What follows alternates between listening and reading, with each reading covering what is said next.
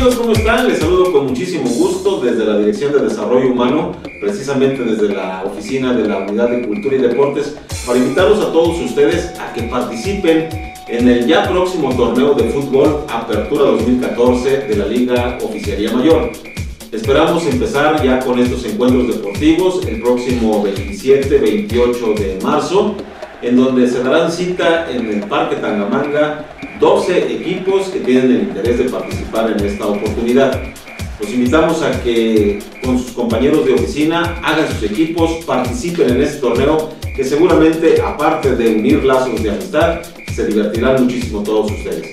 La próxima junta es el día 19 de marzo a las 18 horas, aquí en la sala de juntas de la Dirección de Desarrollo Humano, donde afinaremos los detalles del ya próximo inicio del torneo Apertura 2014 de la Liga de Fútbol Oficialía Mayor. Los invito a todos ustedes a que participen.